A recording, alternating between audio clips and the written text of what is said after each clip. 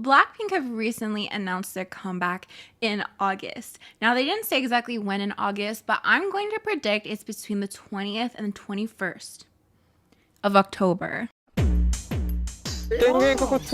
When I posted the news of Blackpink's imminent comeback over on my Instagram, I was expecting everyone to be like, oh my god, it's so exciting. Wow, it's been 84 years. And yeah, people did say they were excited, but I also saw some takes that I did not think were legal to have. People saying that they're done waiting for Blackpink. People saying that this is actually going to be their last comeback. So I thought it would be more than appropriate to do another episode of K-pop investigations. This is where I take a specific subject and do a little bit of a deep dive into it. This time talking about Blackpink's announced comeback, the downfalls of being on hiatus for most of your career, and most importantly, is this going to be Blackpink's last comeback? So if you're interested, don't forget to like, comment, and share this video with friends you don't have. You can also subscribe and all that jazz. So yes, people are excited that Blackpink is going to have a comeback because I think no matter what, it's going to be big, it's going to be amazing. When has YG ever really disappointed us? Oh wait, but they have been gone for so long that, you know, veteran Blinks are they're just done waiting. They've had so much time to think, so it's kind of like this attitude of, you know, hey, I've put my eggs in other more reliable baskets. One comment reading, I am not excited. Like, the thrill of their comeback has completely died down because I know it is not going to be a proper album. It will have a physical release with a title track, its instrumental, and almost one more song, with other comments mirroring these sentiments. Not sure, to be honest. I really like their songs since debut, but after a while, it's tiresome to have to wait for so long for a handful of songs. To be honest, not anymore. YG is killing their hype. It comes as no surprise that some people are not happy with the way YG is managing their artists. They feel that they're spoiled by other companies, by other groups, and they can thusly support music that actually exists. And it's not to say, don't get me wrong, it's not to say that them when they do release something that is not going to change the world. I have a lot of faith in Blackpink, but it is a little disheartening when, you know, there's a comeback announcement and you're like, yeah, it's probably going to be delayed. Yeah, it's probably just going to be one song. Yeah, this, it's going to change the world. But to this day, I still get goosebumps for How You Like That. But like, there's like this pain in my heart where it's like, yeah, How You Like That was like almost 2 years ago, wasn't it? It's been 84 years. So while I feel baby Blinks are so excited, they don't know what's coming. They don't know. They haven't experienced it. They became fans during the How You Like That era. You know, they've been waiting a long time, but like, they don't know that it's a pattern. While the rest of us old hags are like skeptical for good reasons. We've been burned before. I guess that's the price for playing with fire. I'll see myself out. Personally, I'm waiting for a postponement announcement. I feel like it just won't feel authentic without one. But it just goes to show this pattern of inconsistency that YG has given us. It's at least not the consistency that we're used to in a K-pop context, which I do want to talk about as well, because to some people who stan Western artists, they would look at us and be like, you know, my idol hasn't come back in 4 years. And when they do come back, it's going to be great. But like, I'm not holding my breath. Meanwhile, we're all here panicking. Like, when are they going to come back? It's been 13 months and 5 days. According to Kpop Sense, that's the issue with Blackpink, that they follow a more relaxed timeline of comebacks. These droughts inevitably fuel rumors of mistreatment. Which again, not super common in K-pop, but you know, I have a friend who is a huge Katy Perry stan, and she's gone through some droughts. We don't know anything. We know nothing, guys. We're spoiled. It's a struggle though.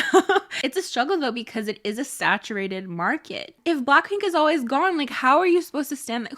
How do you stand them? What are people supposed to look forward to? You know, it's one of the downfalls for being on hiatus for the majority of your career. Some people will lose interest, but it's surprisingly not a deal breaker. Like obviously if this method didn't work, they wouldn't do it. They wouldn't be the biggest girl group, but they actually get by and are successful off of giving us the bare minimum. So when they do come back, it's huge, it's groundbreaking, it's revolutionary, and you cannot help but talk about it. It obviously goes viral. Even if maybe not for the best reasons, though I will admit I am currently an ice cream stan. And their methods are of course purposeful. But it does leave everyone and their mothers complaining for an entire year until they come back. A year plus sometimes. A year plus. So let me know what you think of this method, because it's obviously working, but personally, do you find it like a disconnect? Do you find you're less inclined to stand them because of this inconsistency? Do you think it's sustainable in the long run? That if they continue with this method, they might eventually fall off?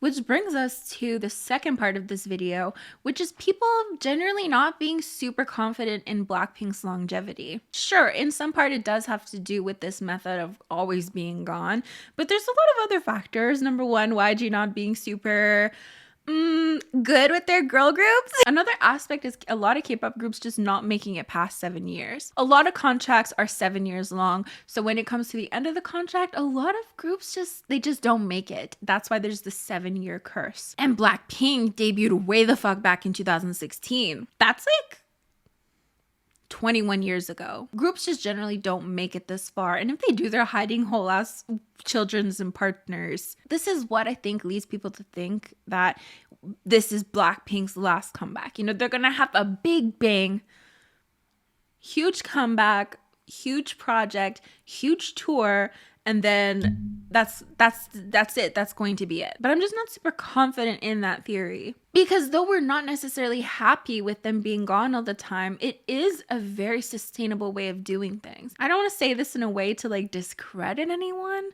but I feel like it's gonna sound like that. But it's not like, I'm just saying pacing out these episodes of working super hard at something is a lot more sustainable than doing 7 years straight of just comeback after comeback, overworking. You know, obviously at the end of that, you're going to feel like you can't continue. This is just not sustainable. So if we look at it that way, and also the fact that they just don't have that many songs to show for these almost 7 years together, I don't know, I'm pretty confident that they're just not going to end it like that. Surely there's more to this adventure. I mean, maybe it's just me, but the amount of songs just doesn't, it just feels like they can't leave us hanging like this. You know, maybe the first time, but they've made huge strides in their field. It just feels impossible for it to be their last.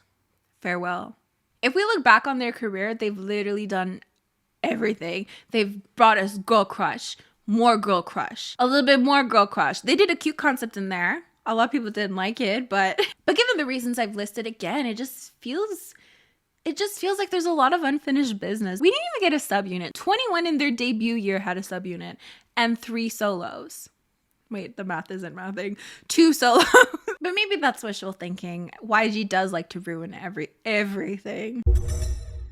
At the end of the day, it is quite a fulfilling music career, though the amount of music released definitely overshadows everything, and the amount of time spent on hiatus is always going to be that talking point. But I'd love to know your thoughts on that. Do you think this is going to be Blackpink's last comeback? Do you think that's probable?